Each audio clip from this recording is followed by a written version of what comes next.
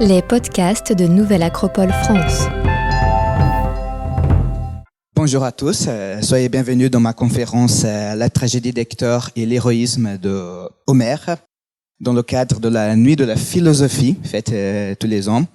Je remercie beaucoup votre présence aujourd'hui, ainsi que l'association Nouvelle Acropole, pour m'avoir donné cette opportunité de venir vous parler sur ce sujet qui je tiens beaucoup à cœur. Avant de commencer, il y a une question que je pense qu'il faut aborder, qui est pourquoi Hector ? Pourquoi faire une conférence parlant d'Hector ? Car quand on parle de l'Iliade, on pense surtout à Achille. Ce qui est normal, c'est le protagoniste, c'est le personnage le plus important et le personnage qu'on se souvient le plus. Il y a quelques années, on a réalisé un film qui essayait d'adapter tout le cycle troyen sur toute la guerre de Troie. Et Achille était celui qui était joué pour l'acteur le plus connu, Brad Pitt, et c'était le protagoniste du film. Alors, pourquoi j'ai décidé de parler de Hector et pas d'Achille ? Il y a 3 raisons. La première, c'est une raison académique. Pour moi, Hector est un des personnages les plus importants, pas seulement de l'histoire de la littérature grecque, mais celle de la littérature mondiale. Car Hector, c'est un adversaire. C'est un ennemi. C'est l'antagoniste d'Achille. Mais il n'est pas un monstre. Il n'est pas le Minotaure ni une hydre. Il est un humain. De tous les personnages de l'Iliade, c'est celui qui en passe le plus de temps. C'est celui qui envoie la famille. C'est celui qui envoie la cité. De tous les personnages de l'Iliade, c'est aussi le plus humain. Avec Hector, Homère, pour la première fois dans l'histoire de la littérature, nous raconte l'histoire du point de vue de l'ennemi, de l'adversaire. Et ainsi, il commence une tradition de parler du point de vue de ceux qui sont opprimés. Tradition qui va être continuée dans la tragédie grecque. Des pièces célèbres comme les Perses, Antigone, les Troyennes vont s'inspirer d'Homère et vont toujours raconter leur histoire du point de vue de ceux qui perdent, ceux qui vont mourir. Et cette tradition va être conservée dans toute l'histoire jusqu'à aujourd'hui. Aujourd'hui, souvent, on félicite un film qu'on dit qu'on s'attache à l'antagoniste, qu'on comprend son point de vue. La trilogie des films de Saint-Rémy de Spider-Man, par exemple, sont très célébrés à cause de leurs méchants, qu'on dit qu'ils sont très attachants et représentés en tant que figure tragique et pas comme un monstre. George Lucas a réalisé 3 films pour essayer de raconter le point de vue du méchant le plus iconique de Hollywood, Dark Vador. Et tout cela commence avec Hector, tout cela commence avec Homère. La deuxième raison pour laquelle j'ai choisi de parler d'Hector est assez simple, c'est une raison personnelle et émotionnelle, c'est que j'adore Hector. C'est mon personnage préféré de l'Iliade. Et je me souviens que même enfant, j'étais toujours très attaché au personnage de Hector. Et ça me rendait toujours triste de lire l'Iliade et savoir qu'à la fin, il va mourir. Je me souviens aussi que j'avais un jeu de cartes qui décrivait les batailles de la guerre de Troie. Jeu de cartes qui était complètement historiquement faux. Mais bref, à l'époque, je ne savais pas ça encore. Et que je m'amusais toujours en jouant uniquement avec les Troyens. J'ai jamais joué avec les Grecs dans ce jeu. Et la troisième raison, je vais la garder pour la fin de cette conférence. Mais avant de parler, première partie, la colère humaine et la colère divine. Car avant d'aborder Hector, il faut qu'on aborde le poème où il se trouve l'Iliade. De quoi parle ce poème ? Les premiers vers du poème nous indiquent toutes les thématiques qui vont être abordées dans le texte. Chante déesse, la colère du fils de Pélée Achille, colère funeste, qui fit la douleur de la foule achienne, précipita chez Hadès par milliers les âmes farouches des guerriers et livra leur corps aux chiens en pâture, aux oiseaux en festin. Telle est la traduction qu'on retrouve dans la plupart des livres en français. Et dans la plupart des livres en anglais, le premier mot est toujours « chante ». Cependant, si on lit le texte en grec ancien, celui-ci n'est pas le premier mot. Le premier mot de l'Iliade en grec, c'est « manan », qui ça veut dire « colère ». L'Iliade, c'est le texte de la colère. Elle commence par la colère et finit par l'apaisement. C'est la colère d'Achille, mais pas seulement celle-ci. C'est la colère des humains et celle des dieux. Et dans le texte, on va aborder la différence entre ces deux-là et les destins funestes qu'apporte la colère. L'Iliade commence donc avec des cris. Mais ce ne sont pas des cris de guerre, ce sont des cris de souffrance. Car une terrible épidémie est en train d'affliger le campement des Achaïens. Alors pour être clair, Homère n'utilise jamais le mot grec. En effet, le mot grec va apparaître beaucoup de temps après l'Iliade. Et en fait, les Grecs ne se sont jamais appelés eux-mêmes Grecs. Alors, quand je vais appeler les Grecs, je vais utiliser le terme Achaïen, qui c'est le terme utilisé par Homère. Et après, si ça reste un peu de temps dans la conférence, je vous raconte d'où vient le mot grec, et je trouve une histoire assez drôle. Mais bref. Personne ne sait pourquoi les dieux sont tellement en colère envers les Achaïens. Ils appellent donc un divin, Calchas, pour essayer de dire qu'est-ce qui se passe. Calchas est convoqué dans le conseil des rois, mais il a peur. Il a peur de Agamemnon et que sa vision va lui mettre en colère. Alors il demande l'aide d'Achille. Et Achille lui promet que peu importe ce qu'il dit, il va le protéger. Agamemnon dit donc la raison de la colère de Dieu Apollon.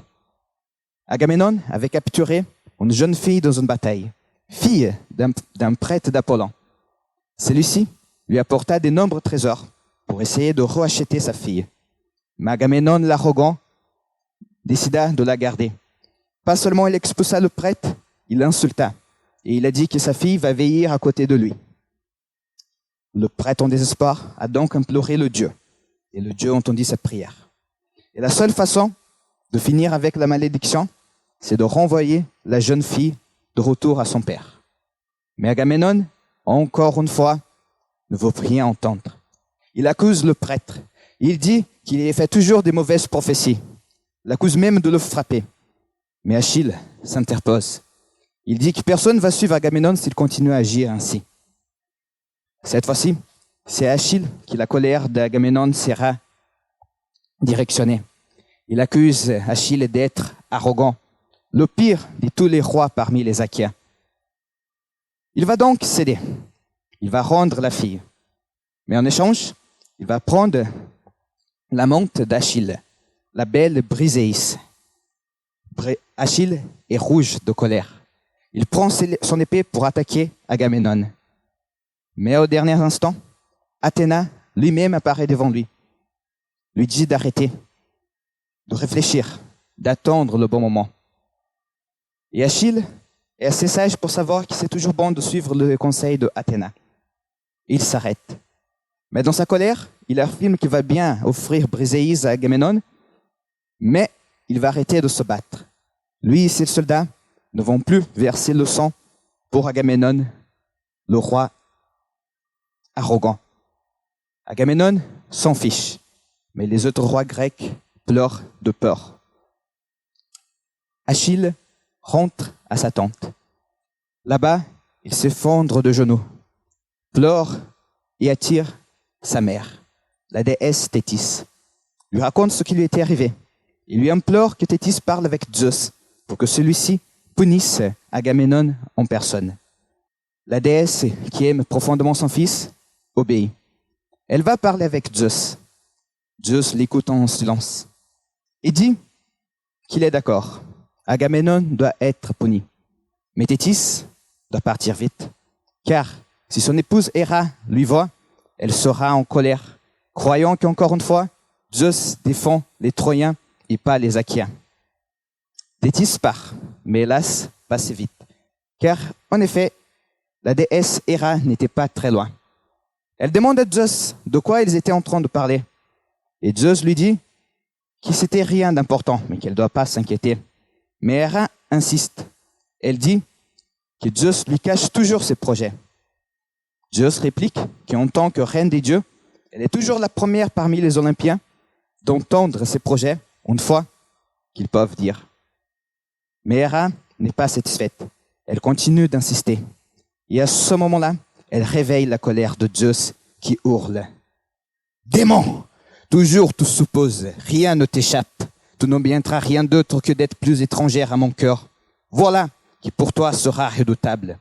Assieds-toi en silence, sois obéissante à mes ordres, ou tous les dieux olympiens rassemblés te seront inutiles si je m'approche et pose sur toi mes mains redoutables. Héra est terrifiée, mais pas seulement elle. Tous les dieux de l'Olympe sont terrifiés par la colère de Zeus. Mais celui-ci ne semble rien vouloir s'arrêter. Soudainement, Héphaïstos apparaît. Il dit à sa mère de lui offrir à Zeus un peu de vin et d'ambroise pour lui calmer la colère. Le dieu accepte et il se calme. Il appelle donc les muses Apollon pour jouer de la musique et commencer un banquet.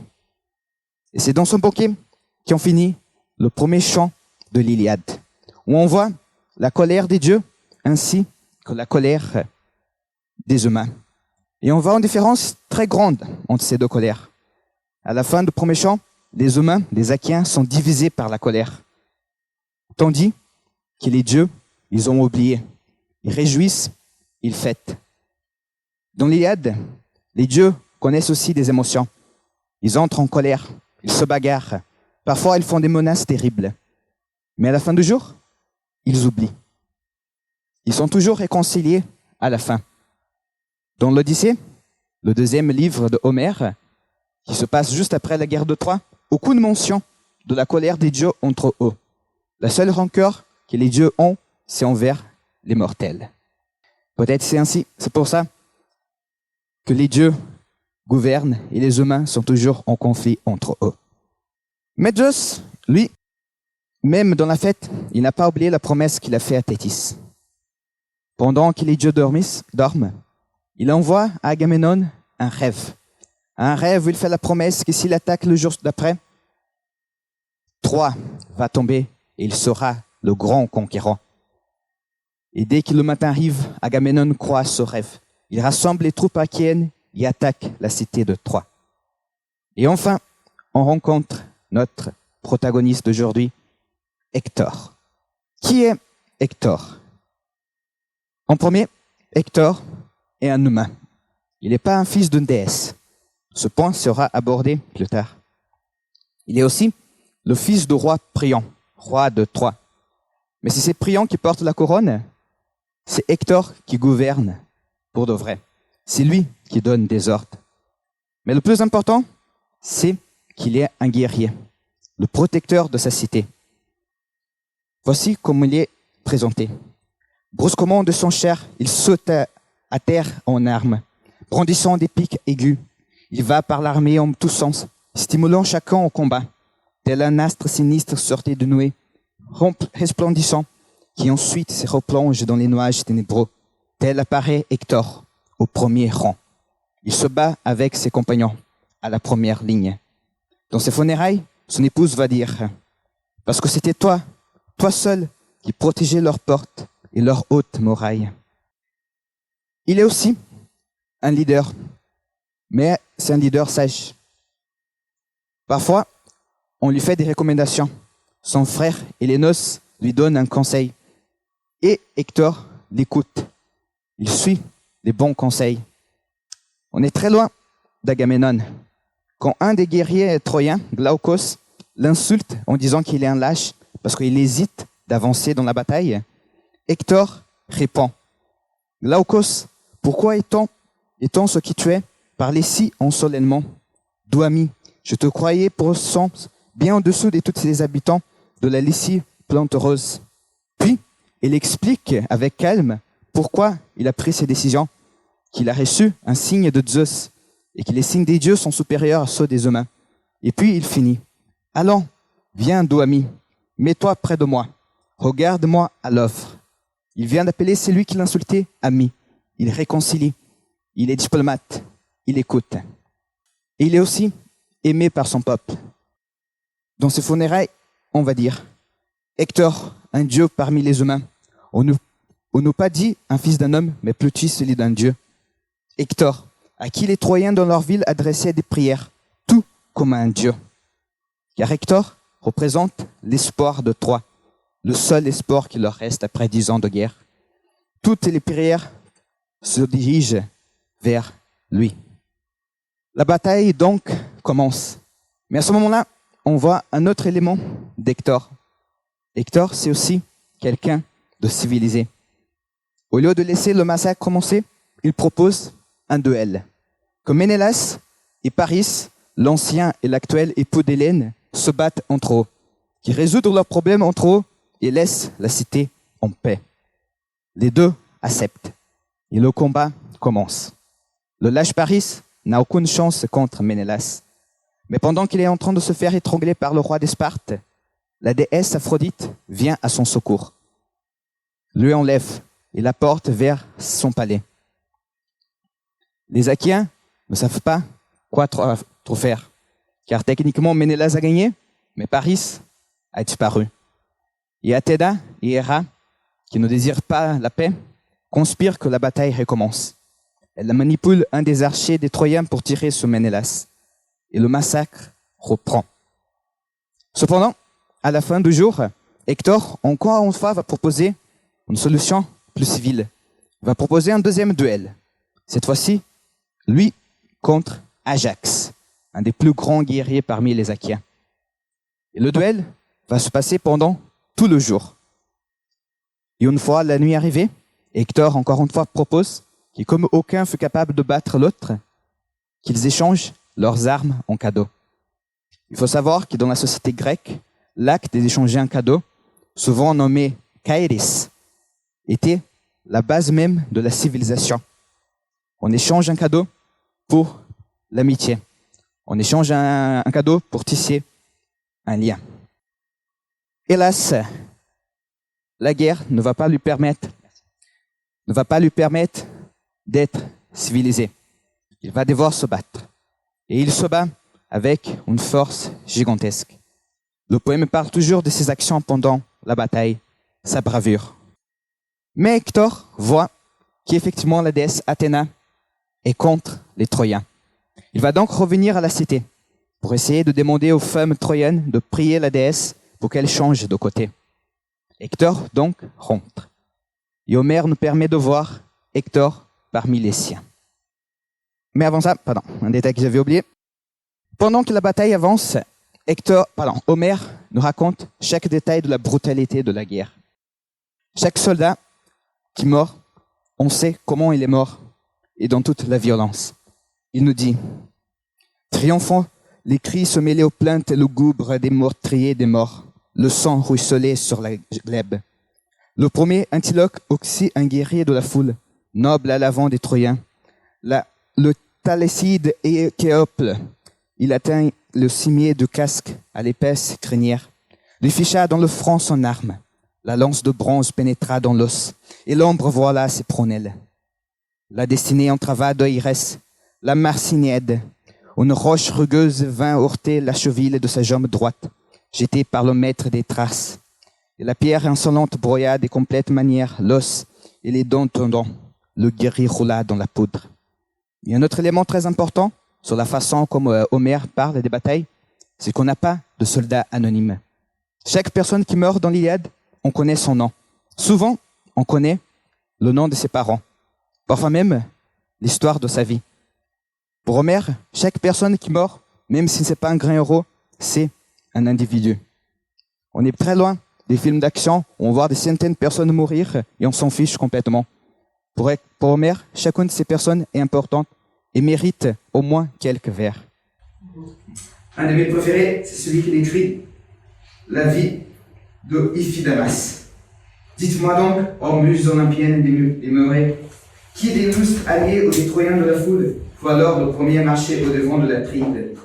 Ce fut l'intronymide Iphidamas, grand et noble.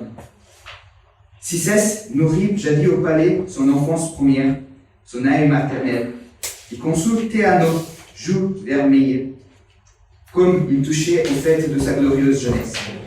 Il voulut la garder, lui offrit sa fille au mariage. Il l'épousa, mais partirent conquérir la gloire achaéenne.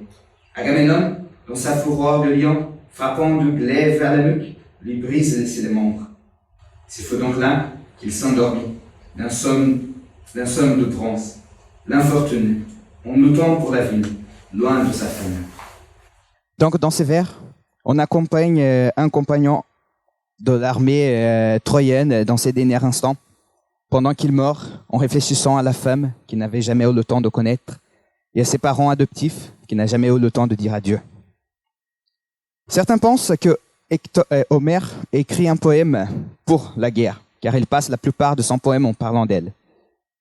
Personnellement, je pense que Homère détestait la guerre, car quand Arès, incarnation même de la guerre, le dieu rouge, est blessé par Diomède dans la bataille, il s'échappe au mont Olympe pour pleurer aux pieds de son père Zeus.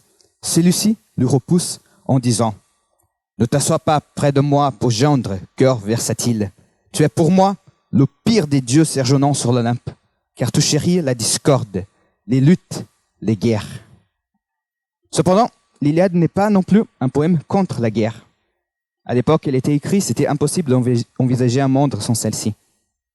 C'est un poème qui parle de la tragédie de la guerre, sans la juger, en racontant la bravure et la noblesse qui existent dans celle-ci, en même temps que la brutalité et l'horreur.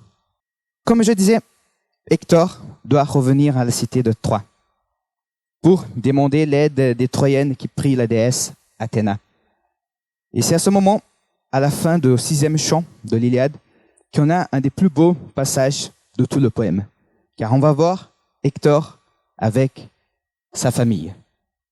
3 femmes vont incarner toutes les relations de Hector. Au moment qu'il entre dans la cité, les femmes l'entourent. Nombreuses lui posent des questions. Homère nous dit, quand Hector parvint au rempart, à la porte Céenne, les épouses, les filles des nobles troyens, accourent pour demander des nouvelles des frères, des fils, des proches et des époux. Pour beaucoup, le deuil devait suivre. Hélas, il ne peut pas répondre à toutes les femmes qui viennent lui parler. Et puis, sa mère s'approche de lui et lui dit « Pourquoi viens-tu, mon enfant, quittant la guerre sauvage, comme ces fils maudits à qui consomment vos forces, et combattant autour des murs? C'est ton cœur qui t'amène à lever les bras vers Zeus depuis l'acropole. Reste un peu, que je te verse du vin, doux breuvage. » Ce passage me fait penser à un texte que j'avais lu sur un soldat anglais qui revenait de la Deuxième Guerre mondiale. Et quand il rentra à sa maison, sa mère était désespérée parce qu'elle ne réussissait pas à trouver du thé pour lui préparer. C'est un élément qui revient souvent dans l'Iliade et dans l'écriture d'Homère. Les moments tragiques sont accompagnés par des petits détails du quotidien, des petites choses de jour au jour. Une mère qui pense apporter du vin pour son fils, lui demander de se reposer un peu. Mais Hector dit non. Il répond « Mon corps déjà me presse d'aller porter aide aux Troyens. Ils ont si grand regret de mon absence. » Il désire rester, mais Hector est responsable. Il sait que les Troyens ont besoin de lui. Il ne peut pas accepter ce plaisir. Il demande donc à sa mère de rassembler toutes les femmes au temple d'Athéna et la prier. Et puis, il va chercher son frère, Paris. Et en arrivant au palais, on voit que Paris est le total opposé d'Hector. Tandis que celui-ci se disait déjà qu'il devait revenir le plus vite, Paris est couché dans son lit, accompagné de son épouse et plusieurs femmes. Hector se met en colère, l'accuse d'être maudit, que pendant qu'il se repose et se réjouisse, des hommes sont en train de mourir à cause de son erreur. Paris dit qu'Hector a raison de l'accuser. Il va mettre ses armes. Et maintenant, c'est Hélène qui va parler avec Hector. Hélène, c'est un de mes personnages préférés de l'Iliade, et que je pense que, avec une seule exception, a été extrêmement mal adapté dans toutes les adaptations que j'ai déjà vues de l'Iliade ou de la mythologie grecque. Car la plupart des personnes ne réussissent pas vraiment à comprendre la tragédie d'Hélène. Hélène parle que 3 fois pendant tout le poème. Une fois avec Priam, l'autre fois avec Hector à ce moment, et puis dans les funérailles. Et chaque fois, elle utilise des mots extrêmement violents contre elle-même. Elle dit qu'elle est une chienne misérable, maudite. Et plusieurs fois, elle répète qu'elle aurait préféré mourir jeune au lieu de grandir et apporter le malheur à la cité de Troie. Hélène, c'est un personnage tragique. Quelqu'un qui se laissait manipuler par l'amour étant jeune, et puis adulte, voit les terribles conséquences. Entre elle et Paris, ça n'existe plus aucune passion. Quand elle le voit dans sa chambre, elle l'accuse aussi, l'appelant maudit. Il y a comme mépris entre les deux. Et la seule raison pourquoi elle a rejoint Paris, c'est parce que la déesse Aphrodite lui a menacé de le maudire si elle ne faisait pas ceci. Et ce qui me met vraiment en colère quand je vois des adaptations modernes de l'Iliade, c'est que l'histoire de Hélène et Paris est toujours transformée dans une sorte de Roméo et Juliette. Une triste et jolie histoire d'amour de deux personnes qui ne pouvaient pas vraiment rester ensemble. Et hélas, ces personnes-là probablement n'ont jamais lu Roméo et Juliette et n'ont pas compris que le poème n'est pas en train de dire que c'était bon ce que Roméo et Juliette avaient. Et pour moi, ceci redit l'immense tragédie et beauté de personnages. Car combien de femmes et d'hommes ont commis les mêmes erreurs que Hélène, ont fait de confiance et offert leur cœur à quelqu'un qui ne méritait pas et ont apporté la douleur et la misère pour le reste de leur vie. Je trouve aussi attachant le fait que Homère n'accuse jamais Hélène. Hélène, c'est toujours une figure très mal vue dans la littérature grecque. Mais la seule personne qui insulte Hélène dans toute l'Iliade, c'est Hélène elle-même. Toutes les personnes avec qui elle parle sont polies avec elle et ont pitié. Priam, le roi de Troie, lui dit même qu'il n'a rien contre Hélène, que tout ce qu'elle a souffert, c'est la faute des dieux et pas d'elle. Quand Hélène va rejoindre donc Hector, elle lui dit « Mon beau-frère, si moi, la chaîne fourbe et horrible j'avais peau, le jour où je fus enfanté par ma mère, être emporté par quelque tempeuse bourrusque dans les forêts ou les flots de l'onde rétentissante, être entraîné par la vague avant qu'arrivent ces choses. » Mais Hector dit qu'il n'est pas en colère avec elle. Et puis plus tard, dans les funérailles, Hélène va lui parler un peu plus de sa relation avec Hector, lui disant « Hector, de tous mes beaux-frères, tu n'étais de beaucoup le plus cher à mon cœur. Voici 20 ans déjà que je suis parti.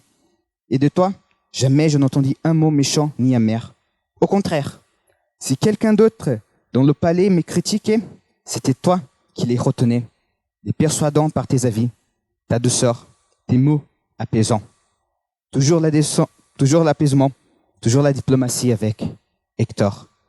Elle dit aussi que Hector, c'est son seul ami dans toute la cité, et que Priam est pour elle un père gentil et doux. Elle aussi propose à Hector de se reposer. Et encore une fois, Hector dit qu'il ne peut pas. Il doit revenir à la bataille. Mais avant, il va s'offrir un petit plaisir. Il veut visiter son épouse. Il va donc à sa maison. Mais Andromaque, son épouse, n'est pas là. Elle lui cherche dans les murs de la cité. Une scène à la fois comique et tragique. Les deux se recherchent dans la cité. Et puis, enfin, ils se retrouvent. Andromaque lui prend dans ses bras, avec lesquels il porte aussi leur fils Astyanax, et lui dit pleurante. Il sourit alors, contemplant son fils en silence. Andromaque vint à lui, versant une larme. Elle lui prit la main, l'appela, lui dit ces paroles. « Insensé, ton ardeur te perdra.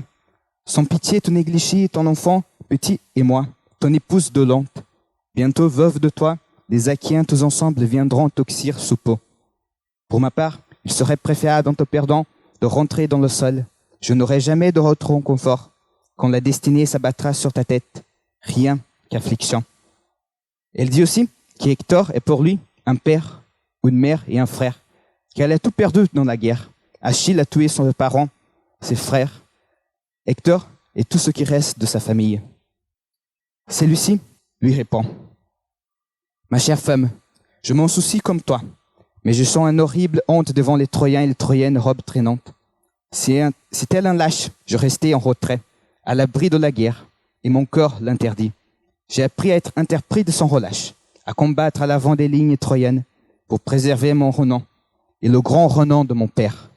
Encore en plus, Hector parle de sa responsabilité. Il doit protéger la cité. C'est son devoir. Puis, il prend son fils. En premier, son fils a peur du casque, comme s'il pouvait déjà voir que ce casque de guerre sera la cause de la perte de son père. Hector donc enlève le casque, prend son fils dans ses bras, et dit en souriant. Avant cela, Hector nous fait une autre confession, une que je trouve extrêmement tragique et émouvante. Il lui dit, « Je sais bien en effet, dans mon esprit et mon âme, qu'un jour viendra où périra la sainte Troie, ainsi que Priam et son peuple tout entier. Hector, seul espoir de Troie, ne garde aucun espoir pour lui. Il sait que le destin de Troie est sombre et que le sien aussi lui rendra la mort. Ça me fait penser à une de mes répliques préférées du Seigneur des Anneaux de Tolkien. Onen istel edain, ushenbin estel anim. J'apporte l'espoir aux autres, mais je ne garde aucun pour moi. Puis il prend son fils et lui dit, Zeus, et vous Dieu, faites que mon fils s'illustre comme moi parmi les Troyens, qu'il soit plein de force et qu'il règne épuisément dans Troie. Qu'on dise un jour, le voyant revenir de combat, celui-ci est plus brave que son père. Dans ce livre, où tout le monde se bat pour son propre gloire, et plusieurs personnages sont obsédés par celle-ci, Hector est le seul qui préfère que son fils soit plus grand que lui. Il se bat pas pour sa gloire, mais pour la nouvelle génération, son enfant. Sa femme Andromaque donc commence à pleurer en même temps qu'elle rigole. Et avec tristesse, Hector lui caresse le visage et lui dit « Malheureuse, pour moi, ne t'afflige pas tant dans ton âme. Nul ne jettera dans l'Hadès avant l'heure prédite, et nul homme vivant n'échappe à son destin. Je l'affirme, une fois né, aucun mortel, ni lâche, ni lobe. » Les paroles d'Hector n'ont pas d'espoir. Il n'est pas en train de dire à son épouse que tout va bien se passer et qu'elle ne doit pas s'inquiéter.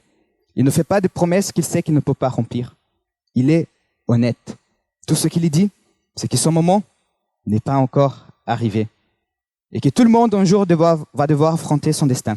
Peu importe si on est brave ou si on est lâche. Ces paroles n'ont pas d'espoir, mais elles sont honnêtes. Hector ne ment pas à son épouse. Il essaie de lui apporter le soulagement d'une façon extrêmement stoïque. Hélas, elle ne peut plus rester avec son époux. Ils rencontrent Paris et les deux reviennent à la guerre. Et maintenant, on va laisser un peu Hector pour aborder un autre personnage de la plus grande importance. Patrocle. Qui est Patrocle? Certains supposent que Patrocle, c'est un personnage inventé par Homère lui-même, car on connaît presque rien sur son passé. Et tout ce qu'on sait, c'est des textes beaucoup plus qui ont été écrits beaucoup de temps après l'Iliade. C'est un fils d'un roi d'un petit royaume, pratiquement irrélevant. Cependant, son rôle n'est pas irrélevant dans l'Iliade, car je pense que presque tout le monde sait déjà, il a une relation très proche avec Achille. Cependant, surtout dans l'âge moderne, on a la tendance de voir la relation entre Achille et Patrocle comme une relation homosexuelle, ce qui peut être une façon d'interpréter. Mais Homère ne dit jamais quelle est leur relation. En effet, il dit même que les deux ont des amantes. Parce que l'important, c'est pas que Achille et Patrocle sont des amis ou des amants ou des frères. L'important, c'est qu'ils s'aiment et qu'ils s'aiment profondément. Leur amour est au-delà de toute compréhension. Et c'est pas seulement Achille qui aime Patrocle. Tous les Achaéens l'apprécient.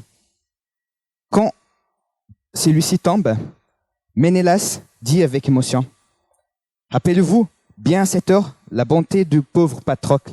Il savait être douce pour tous. » Et dans ses funérailles, Briséis, dans le seul moment qu'il va pouvoir parler dans tout le poème, va utiliser sa parole pour parler de Patrocle, en disant « Oh Patrocle, toi, le plus cher à mon cœur misérable, je te laissais vivant sur le seuil en quittant la baraque, je te retrouve mort.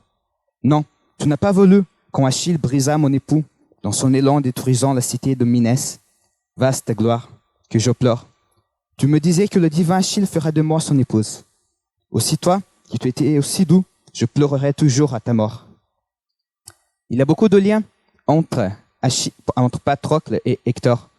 Et j'étais étonné, car je pense que j'ai jamais vu quelqu'un aborder le fait que la mort entre ces deux personnages est très similaire. Patrocle est donc, c'est lui qui est gentil, c'est lui qui est le doux, qui pense aux autres. Et le jour d'après, quand Hector attaque encore une fois, Zeus est de son côté. Et les Achaéens sont battus. Leur armée est obligée de battre retraite. Hector affirmant qu'à la fin du jour, il va pouvoir brûler le bateau des Achaéens en détruisant complètement la morale de l'armée. Et Achille, un peu intrigué, demande à Patrocle de visiter le campement aquien pour voir qu'est-ce qui se passe. Patrocle rencontre donc tous ses compagnons. La plupart feront blessés, certains morts. Il revient donc au campement parler avec Achille en pleurant de pitié. Achille même lui dit qu'il se rassemble à une petite fille effrayée derrière la jupe de sa mère. Il lui demande pourquoi il pleure autant. Patrocle donc l'accuse. Il dit qu'Achille n'est pas le fils de Pélée ni de la déesse Thétis. C'est le fils de bronze. Il est froid, il est dur, il ne connaît aucune pitié. Pour moi, il ne peut rien faire pendant que ses compagnons sont en train de mourir tous en même temps. Achille est touché par Patrocle. Il dit que lui, il ne va pas revenir à la bataille. Mais il accepte une idée de Patrocle, que celui-ci se déguise, prenne son armure et commande les myrmidons à sa place. Mais il dit à Patrocle de faire attention, de ne pas essayer de sauter par-dessus les murs de Troie. Patrocle donc avance avec l'armée, apportant un nouveau souffle pour les troupes achéennes. Cependant, dans l'euphorie de la bataille, il oublie le conseil d'Achille. Il essaye de sauter par-dessus les murs. Et le dieu Apollon lui dit qu'il va trop loin. Il lui fait tomber avec ses flèches. Blessé, il rencontre Hector. Et il n'a aucune chance contre le prince de Troie, qui le blesse à la mort. Puis, Hector, pris aussi par l'euphorie de la bataille, se réjouit. Il dit, « Ah, Patrocle, toi qui croyais prendre la ville de Troie, cette cité est protégée par moi. Et bientôt, tes compagnons vont connaître le même mort que tu connais maintenant. » Mais Patrocle, mourant, dit des mots prophétiques. Il lui dit, « Vins-toi donc très haut, Hector.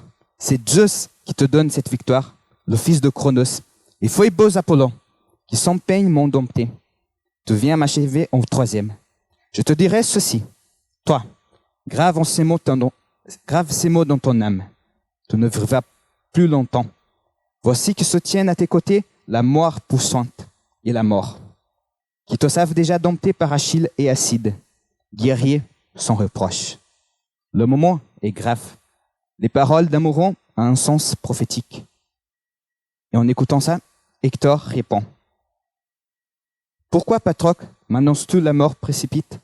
C'est peut-être Achille, l'enfant de Thétis, belle boucle, qui perdra le premier le souffle. Il commence à avoir d'espoir. Il a dit que peut-être c'est pas lui qui va mourir, mais Achille. Patrocle n'a pas le temps de répondre. Son âme descend déjà vers l'Hadès. Et Hector, dans son euphorie, prend pour lui l'armure. Mais Ménélas ne veut pas laisser son compagnon. Il convoque les Achéens pour sauver le corps de Patrocle. Et ainsi commence la bataille de Corps. Bataille qui prend plusieurs verses, où Ménélas, encore une fois, essaye de motiver les troupes en faisant que tout le monde se souvienne la gentillesse de Patrocle. Hector va quand même garder l'armure, mais le corps est apporté de retour vers Achille.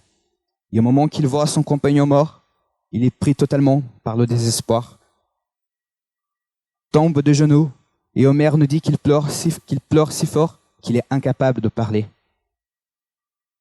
Alors, la noire nouée de chagrin voila ses paupières. En roulant, s'étalant de tout son long dans la poudre, il arrachait les chevaux et les souillait de ses pommes. Les captifs, boutins rapportés par Achille et Patrocle, accablés de douleur, poussaient des grands cris. Par la porte accouraient auprès d'Achille vaillant, de leurs paumes à se frapper la poitrine. Antiloque, à côté, gémissait, versait force larmes. Tenait les mains d'Achille, pleurant en son âme farouche. La nuit arrive et la bataille s'arrête. Et maintenant, on va revenir au campement troyen pour voir ce qui se passe avec Hector. Pendant ce jour, les Troyens ont presque réussi à gagner. Ils sont à un bout de la victoire. Jamais ils ont été si proches. Et Hector se laisse conquérir par l'espoir. Il pense vraiment avoir une chance de sauver sa cité. Cependant, pendant ce jour de bataille, quelque chose d'étrange arriva. Un aigle passa par-dessus l'armée, ayant dans son bec un serpent. Et cet aigle fut piqué par le serpent et les deux sont tombés par terre. Polydamas, un oracle troyen, avertit Hector en disant que même un ennemi qui semble être battu peut renverser la situation. Mais Hector ne veut pas l'entendre. Il lui dit, « Polydamas, tu ne tiens plus là un langage qui me plaise. Tu sais avoir pourtant des idées plus heureuses. Es-tu sérieux vraiment en parlant de la sorte? Alors les dieux même t'ont ravi de sens.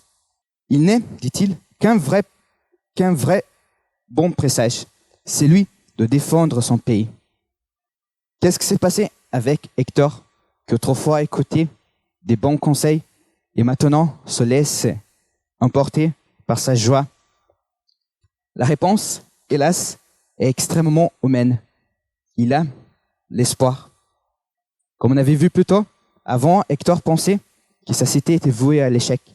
Et maintenant, il est si proche qu'il peut même toucher le campement acquis avec ses mains. Pour la première fois depuis 10 ans, il pense pouvoir enfin protéger sa cité. Comment ne pas avoir pitié de Hector? Il commet une erreur terrible cette nuit, mais cette erreur est motivée uniquement par son espoir. Hélas, il avait oublié que l'espoir était le dernier cadeau de pain d'or pour l'humanité et qu'il peut être une terrible malédiction. Les Troyens se rassemblent et discutent ce qu'ils doivent faire. Polydamas dit qu'ils doivent battre retraite, se protéger dans la cité de Troie, car rien pourra les protéger de la colère d'Achille. Mais Hector ne veut rien entendre. Il insiste qu'ils doivent continuer, avancer. Polydamas, tu me dis plus là des choses qui me plaisent. Quand tu veux que nous restions là, blottis dans la ville, n'êtes-vous pas fatigué de combattre à l'abri des murailles? S'il m'a donné maintenant le chronique de Zeus, aux rouses restorses, de l'emporter près des nefs, de jeter les Argiens dans les vagues, insensé, ne présente plus ses pensées à ton peuple. Les Troyens ne te suivront pas. Il y a un mot que Homère utilise beaucoup dans l'Iliade, surtout à la fin. La plupart des traductions traduisent ce mot comme insensé, parfois fou. Hélas, cette traduction n'est pas entièrement correcte. Et je ne pense pas qu'il y ait un mot dans la langue française qui puisse exprimer exactement ce mot.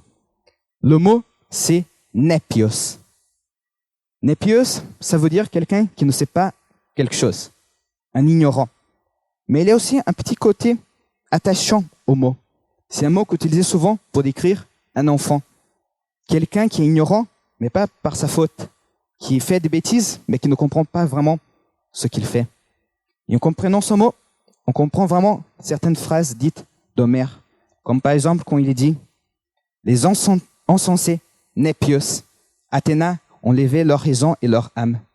Ils suivaient Hector, qui donnait des mauvaises consignes, et non Polydamas, qui donnait la meilleure idée. » Et avant, quand Hector était en train de prendre l'armure de Patrocle, Zeus lui-même, qui est très attaché à Hector, lui dit « Ah, Népios, tu ne songes guère à la mort, qui toute proche est de toi. Mais tu révèles les armes divines de meilleurs guerriers, qui tous les autres redoutent. Tu as tué son compagnon vaillant et aimable. Domine en chef à présent, je te l'accorde, en rinçant de ton sort. Tu ne reviendras pas de cette bataille porter Andromaque, les armes illustres d'Achille. » Le matin s'approche et la bataille va reprendre. En premier, Thétis apporte pour Achille une nouvelle armure, forgée par Héphaïstos lui-même. Et celui-ci se réconcilie avec Agamemnon et les Achaéens. Mais il n'y a pas de temps pour fête, car pendant toute la nuit, le deuil d'Achille se transforma dans une colère rouge et sanguinaire. Autrefois, il avait un guerrier, désormais, il a une bête assoiffée de sang. Tous ceux qui essayent de s'opposer sur son chemin sont détruits. Il n'a aucune pitié. Même pas les dieux peuvent l'arrêter. Homère nous dit à un moment qu'un soldat troyen essaye d'implorer pitié au pied d'Achille. Tros vint supplier ses genoux cette Allostriade. S'il pouvait l'épargner et le garder, lui laisser la vie sauve. L'insensé, l'ignorant, il croyait pouvoir lui convaincre. Ce n'était pas un homme au cœur dur, aux pensées délicates, mais un sauvage. L'autre touchait ses genoux et ses paumes pour implorer, mais lui, dont la foi, le frappa de son glaive. Achille est devenu l'incarnation même de la mort et de la brutalité. Rien ne peut l'arrêter. Et les soldats troyens sont terrifiés. Ils battent retraite. Ils s'échappent dans la cité de Troie. Les portes sont ouvertes pour accueillir les soldats désespérés. Cependant, quelqu'un se tient à la porte. Un dernier guerrier pour protéger la cité. Hector, il se tient seul. Pas entièrement seul. Dans les murs, 2 personnes remarquent que son fils est resté à l'extérieur. Priant et Écube, son père et sa mère. Désespéré, son père se met de genoux et implore. Mon enfant Hector, je t'implore, n'attends pas seul cet homme à l'écart des autres. Ah, si les dieux t'aimaient autant que je t'adore, le cruel, les vautours et les chiens dévoreraient vite ton cadavre, et le noir chagrin quitterait mes entrailles. Rentre donc dans les murs, mon fils, afin qu'il te sauve Troyens et Troyennes. Prends pitié de moi, malheureux, mais vivant encore, que Zeus, sur le seuil maudit de vieillesse, consommera le deuil après innombrable misère. Puis, c'est le tour de sa mère, qui de désespoir arrache sa robe et lui dit « Mon enfant Hector, par pitié, respecte ta mère, qui t'a donné, j'ai dit, sa mamelle soulage peine. Souviens-toi, mon enfant, écarte ton adversaire de l'intérieur de rempart. Si jamais elle toxie, plus moyen pour ta mère de pleurer dans ton lit. Mon fils, toi le fruit de mon ventre. Ni pour ta femme, à l'écart, loin des nôtres, près des navires argiens, les chiens mangeront ton cadavre. » Hector écoute les plaintes de ses parents, priant qui arrache sa barbe de désespoir, ainsi que sa mère. Il hésite, mais elle ne se retourne pas. Et dans un rare moment, Hector nous dit ce qui se passe dans sa tête. Hector dit à lui-même, « Ah, malheur à moi, si je passe le mur et la porte, Polydamas, le premier m'accablera de reproches. Par ma folie, je causais la perte des miens. J'aurais honte devant tous les Troyens et Troyennes. Que quelqu'un qui me soit inférieur un jour vienne dire, trop confiant dans sa force, Hector fit la perte du peuple. Il reste, son sens de responsabilité c'est trop grand. C'est sa faute que ce désastre a eu lieu. Et c'est sa responsabilité d'accomplir les causes. Cependant, quand il voit Achille s'approcher, il prend peur et commence à battre retraite désespérée. Je me souviens qu'enfant, ce passage a toujours me dérangé. Je ne suis pas le seul parce qu'il est toujours effacé dans toutes les adaptations. Hector qui a peur et qui bat retraite désespérée. Mais encore une fois, Homère nous montre qu'Hector, c'est pas un personnage idéalisé, c'est un humain. Et quel mortel n'aurait pas peur en voyant la mort incarnée s'approcher de lui? Les dieux regardent la scène. Zeus a pitié. Il appelle tous ses compagnons. Il leur dit, s'ils ne peuvent pas faire quelque chose pour Hector, qui était toujours quelqu'un de pieux, il a fait de nombreuses offrandes. Mais Athéna dit que non. Zeus en premier doit respecter les lois. Le destin d'Hector est arrivé. Il n'y a rien qu'ils peuvent faire. Zeus donc invoque une balance où il met 2 destins, celui d'Hector et celui d'Achille. Et celui d'Hector descend vers les enfers. Le détail est curieux, car Zeus a déjà annoncé plusieurs fois qu'il connaît déjà le résultat du combat. C'est comme il essayait une dernière fois de faire que le destin s'éloigne de lui, de le retarder quelques instants. Mais hélas, il n'y a rien qu'il peut faire. Il laisse donc Athéna descendre dans la bataille. Elle se déguise dans un frère de Hector, Deuiphobe. Il lui apporte le courage. Hector dit réjouissant qu'ensemble, ils vont pouvoir battre Achille.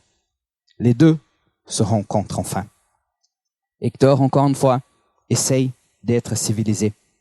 Il propose que celui qui gagne laisse la famille du perdant récupérer le corps. Mais Achille ne veut rien entendre. Il lui dit, ne parle pas d'un accord Hector les écrable. Entre lion et humain, il n'y a pas de promesse loyale.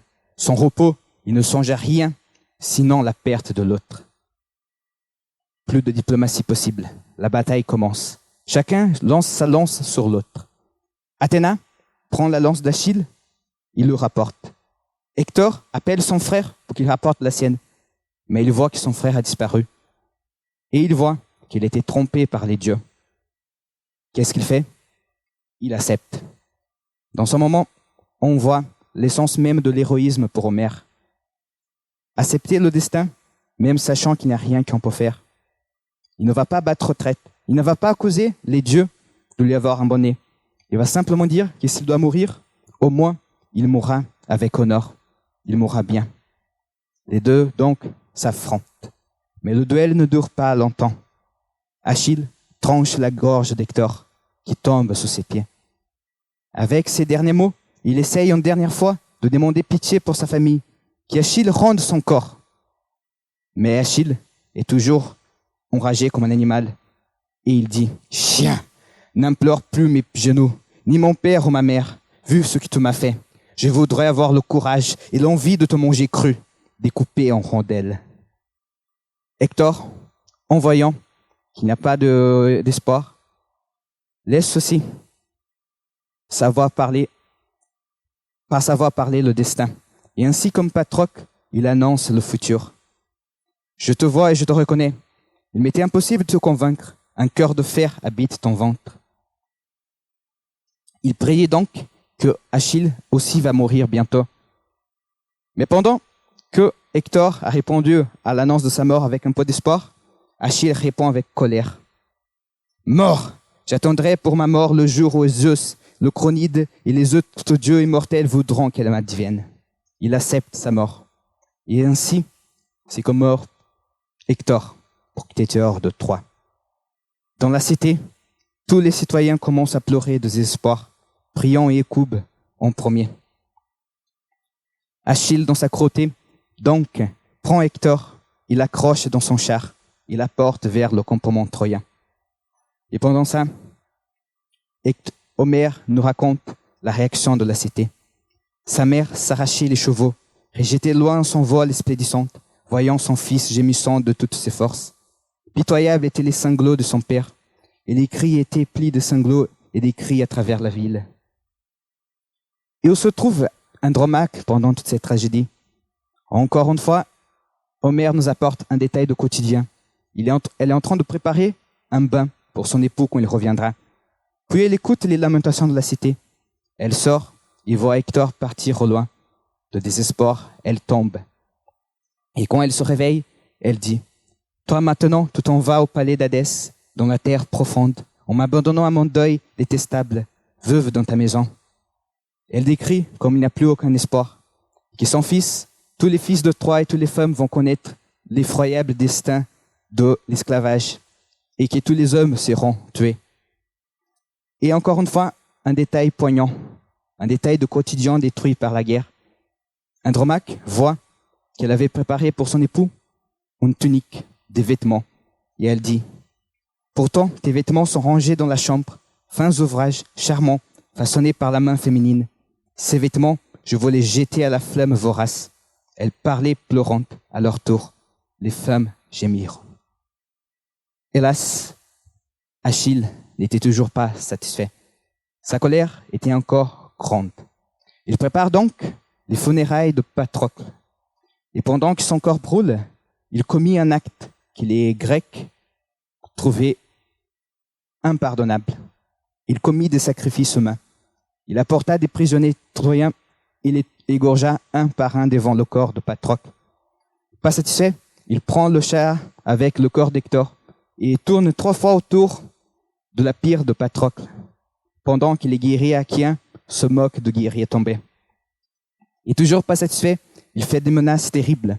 Il dit qu'il va couper le corps d'Hector en plusieurs morceaux, qu'il va les jeter vers les chiens et les vautours.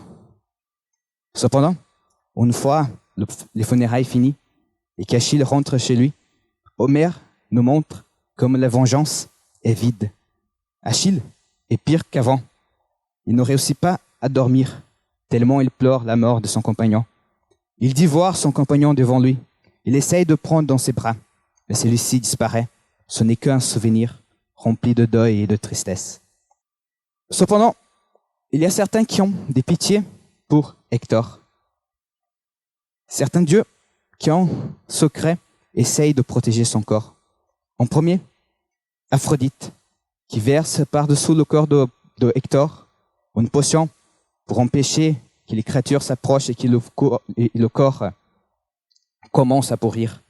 Puis, Apollon, qui éloigne du corps tous les chiens et vautours pour qu'aucun puisse le profaner. Et enfin, un détail discret que la plupart des personnes ne font pas attention. On dit que le corps est aussi protégé par l'Aegis. L'Aegis, c'est le bouclier de Zeus.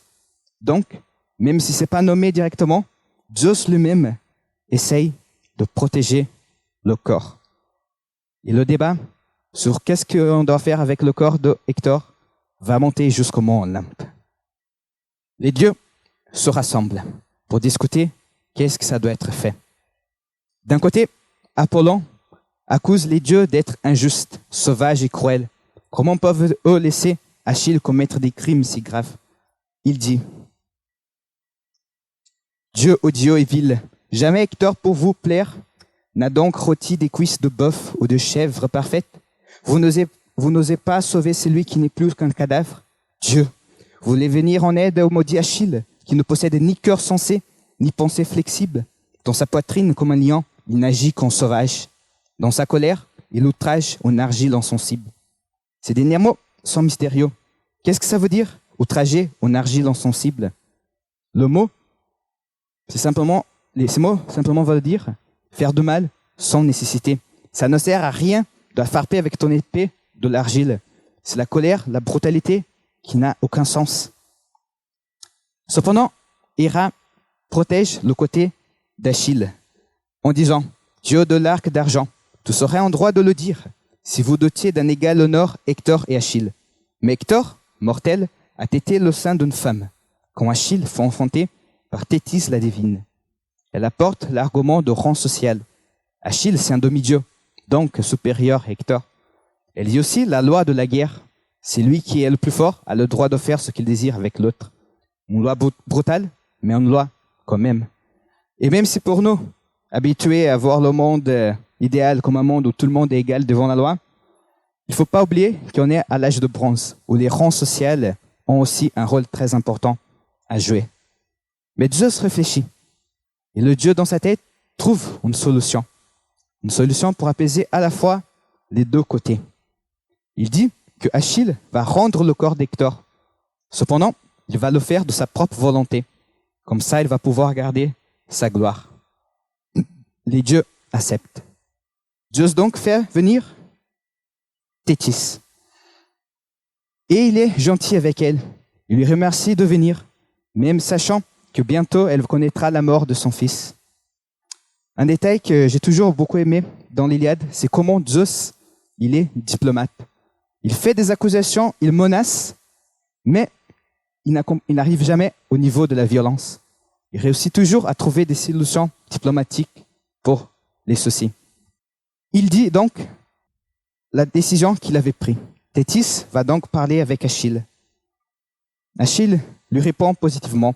Il dit que si les dieux ordonnent, il va rendre le corps d'Hector. Mais sa réponse est froide. Il fait uniquement parce qu'il est obligé.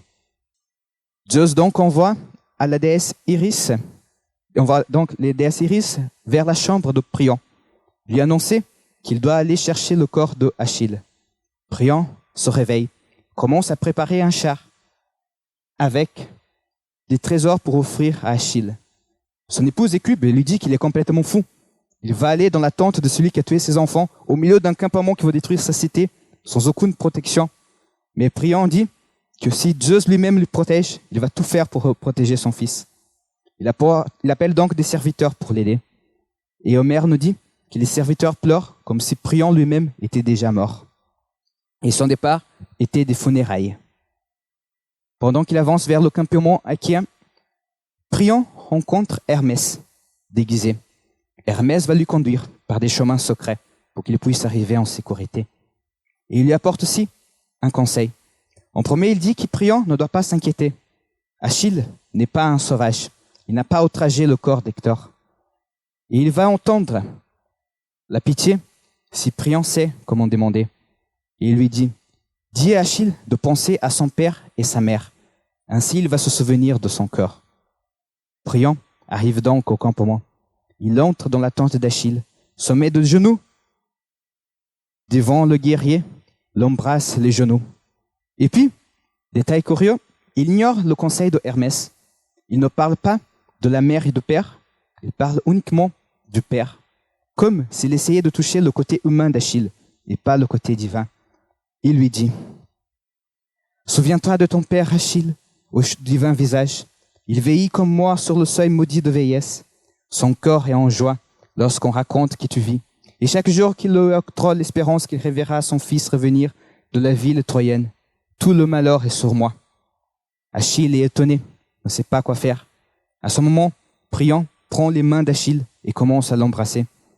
Il y en a une de mes répliques préférées, pas seulement de ce poème, mais une de mes répliques préférées de tous les livres que j'ai déjà lus dans ma vie. Il lui dit, « Sache obéir au Dieu, prends pitié d'un homme souvenant de ton père. Pitié m'est due davantage, car j'endoure un sort que nul n'endoura.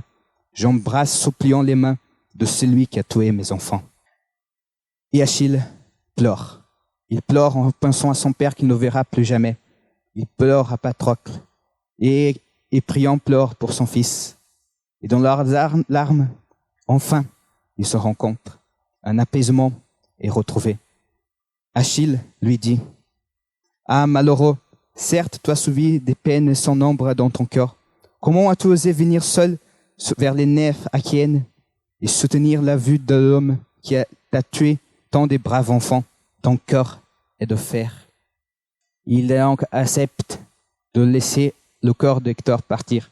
Mais avant, il va partir avec ses serviteurs, que le corps soit nettoyé, il soit un peu caché, car il a peur que Priam va se mettre en colère en voyant le corps de son fils. Et Achille ne veut pas briser ce moment si fragile de paix. Priam essaye d'insister, il veut voir le corps. Et à ce moment-là, c'est Achille qui lui dit d'arrêter, parce que sinon, il va lui aussi se mettre en colère. La paix est extrêmement fragile. Achille donc invite Priam de s'asseoir et de manger avec lui. Il faut savoir que dans la société grecque, manger avec quelqu'un, c'est un indicatif de civilisation. Dans l'Odyssée, chaque fois qu'Homère vous parler d'un peuple qui n'est pas civilisé, il dit que c'est un peuple qui ne sait pas préparer du pain. Partager à manger, c'est un signe, pas seulement d'amitié, mais d'être civilisé. Priam accepte. Et pendant qu'ils mangent, un regarde l'autre et un crée de l'admiration vers l'autre. Homère nous dit, le Dardanien Priam resta fasciné par Achille, tout semblable au dieu par la beauté, par la taille. Et Achille resta fasciné par Priam le Dardanide, voyant sa noble apparence et écoutant ses paroles. Entre les deux est établie la pitié. Mais c'est une pitié homérique, une pitié grecque. On est loin de la pitié chrétienne, de l'imposition de l'amour envers les proches. Et je pense que la personne qui a m'expliqué cette notion de la pitié grecque, c'est mon tragicien grec préféré Sophocle, dans sa pièce de théâtre Ajax, où il met Ulysse en train de dire, quand il regarde le corps de son rival Ajax, mort, suicidé dans le désespoir. J'ai pitié de ce malheureux, bien qu'il soit mon ennemi, parce qu'il est en proie à une destinée mauvaise, et je songe à la mienne autant qu'à la sienne, car nous ne sommes, nous tous, vivants, rien d'autre que des images et des ombres vaines. La pitié d'Homère n'est pas basée dans l'amour, mais dans l'acceptation qu'on est tous des humains. Et le triste destin qui peut affliger quelqu'un peut nous affliger aussi. Elle ne contient pas beaucoup d'espoir, mais ainsi, comme les mots d'Hector pour son épouse, ils sont remplis de honnêteté et de sagesse. Après la nuit, Priam revient à la cité de Troie, portant avec lui le corps de son fils chéri. La première à remarquer, c'est Cassandre, sœur de Hector, qui appelle tous les Troyens, disant « Troyens, autrefois, vous étiez si joyeux de voir Hector revenir triomphant. Maintenant, venez lui dire adieu. » Toute la cité vient aux funérailles. Et les trois femmes qui marquent les relations d'Hector avec sa famille, sa cité, viennent lamenter sa mort. En premier pleure son épouse, Andromaque, qui lui dit « Oh homme, tu es mort jeune et tu m'as laissé veuve dans mes deux morts. Et je pense pas qu'il parvienne à la puberté, ce fils enfant que nous avons engendré tous deux. Oh malheureux que nous sommes. Avant cela, cette ville sera renversée de son fait, puisque son défenseur a péri, toi qui les protégeais, et ses femmes fidèles et ses petits-enfants. Oh Hector, tu accables tes parents d'un deuil inconsolable, et tu nous laisses surtout en proie à des eaux affreuses douleurs, car en mourant, tu n'auras point tendu les bras de ton lit, et tu n'auras point dit quelques sages paroles dont je puisse me souvenir les jours et les nuits en versant des larmes. Puis, sa mère Écoube lui dit, Hector, le plus cher de tous mes enfants, certes les dieux t'aimaient pendant ta vie, car ils ont veillé sur toi dans la mort. Achille, le plus rapide avant de tous ceux de mes fils qu'il a pu saisir, par-delà la mer, stérile, à Samnos, à Imbros, et dans la barbare Lemnos. Et il t'a arraché l'âme avec la rein aiguë. Il t'a traîné autour du tombeau de son compagnon Patrocle qui t'a tué et qui n'a point fait revivre. Et maintenant, te vois couché comme si tu venais de mourir dans nos deux morts, frais et semblable à un homme que l'archer Apollon vient de frapper de ses divines flèches. Et enfin, en dernier, vient pleurer Hélène de Troie, qui lui dit « Hector, tu étais le plus cher de tous mes frères, car Alexandre, plein de beauté, est mon époux, lui qui m'a conduite dans Troie, plus haut Dieu qui j'eusse péri auparavant. Voici déjà la 20e année depuis que je suis venu abandonnant ma patrie, et jamais tu m'as dit une parole injurieuse ou dure. Et si l'un de mes frères ou l'une de mes sœurs ou ma belle-mère, car Priam me fut toujours un père plein de douceur, me blâmait dans nos démords, tu les avertissais et tu les apaisais par ta douceur et par tes paroles bienveillantes. C'est pour cela que je pleure en gémissant, moi malheureuse, qui n'aurai plus jamais un protecteur, ni un ami dans la grande Troie, car tous m'ont en horreur. » Et ainsi s'accomplit les funérailles de Hector et les derniers vers de l'Iliade. Certaines personnes s'étonnent qu'on ne voit pas le cheval de Troie ou la vraie chute de la cité. Certains disent que Homère voulait dire que l'Iliade représente toutes les guerres et c'est pour ça qu'elle n'a pas de fin. Moi, personnellement, j'interprète cette fin indiquant que sans Hector, la cité est déjà morte. Sans Hector, l'espoir fut tué. Et donc, le poème a fini. Au début de la conférence, j'avais dit que j'avais 3 raisons de pourquoi parler avec Hector. La troisième raison est à la fois la plus simple à comprendre, mais la plus compliquée à expliquer. C'est simplement que je trouve ce poème extrêmement beau. Et il faut faire attention, car même si le poème fut écrit il y a très longtemps et notre société a beaucoup changé, il ne faut pas oublier que la colère et la brutalité d'Achille existent toujours, qu'il y a des milliers de personnes prêtes à suivre un Agamemnon, peu importe si son rêve est complètement fou, il va conduire la société vers le chaos. Et il faut toujours se souvenir d'Hector, le doux Hector, toujours le premier à périr dans la guerre pour protéger les siens. Cette conférence était beaucoup basée sur les écrits d'une historienne que j'admire beaucoup, qui s'appelle Jacqueline de Romilly. Et à la fin de son livre, Hector, elle parle de pourquoi elle écrit ce livre. Et ces mots expriment parfaitement mes émotions envers Hector, l'Iliade, et la raison pour laquelle j'ai décidé de faire cette conférence. Elle dit, « J'ai dit souvent, naïvement, que le texte était beau, que le texte était émouvant, et que les sentiments étaient nuancés, étaient forts. C'est un moyen d'attirer l'attention des lecteurs de notre temps, car nous connaissons en ce moment une crise, non seulement dans tout ce qui concerne la pitié et l'humanité, mais aussi dans ce qui concerne le beau et la littérature. Nous avons un peu perdu la faculté d'admirer, et ces textes grecs, ceux d'Homère en premier, méritent bien que nous retrouvions l'élan.